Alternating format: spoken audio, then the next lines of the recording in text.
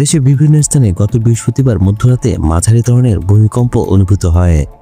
রাত 1:26 দিকে তীব্র কম্পনে সবকিছু কেঁপে ওঠে, যদিও বেশিক্ষণ স্থায়ী হয়নি তা। ভূমিকম্প মধ্যরাতে হয় তখন প্রায় সবাই ঘুমিয়েছিলেন, কেউ কেউ আবার জেগেছিলেন। এই কারণে কেউ ভূমিকম্প বুঝতে পেরেছেন, আবার কেউ বুঝতে পারেননি। তবে যারা বুঝতে পেরেছেন তারা ভূমিকম্প সময় নড়েচড়ে বসেছেন। অনেকে আবার সোশ্যাল মিডিয়ায় ভূমিকম্প নিয়ে নিজের অনুভূতি প্রকাশ করেছেন। এ থেকে বাদ যাননি সবুজের তারকারাও।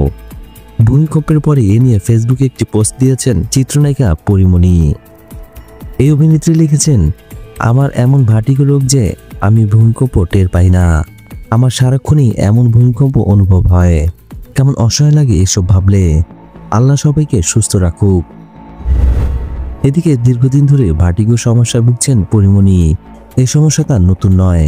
তার এই সমস্যার বিষয়টি নতুন করে পোস্টে উঠে আসায় দ্রুত সুস্থ কামনা করেছেন অভিনেত্রীর ভক্ত আর শুভাকাঙ্ক্ষীরা।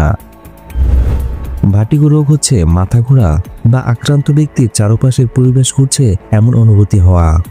এই কারণে মাঝে মধ্যে এর চিকিৎসা নেওয়ার জন্য হাসপাতালে ছুটতে হয় পরিমণিকে। ভিডিও ভালো লাগলে অবশ্যই লাইক দিয়ে যাবেন। পরবর্তী ভিডিওগুলোর জন্য অবশ্যই চ্যানেলটি সাবস্ক্রাইব করে রাখবেন।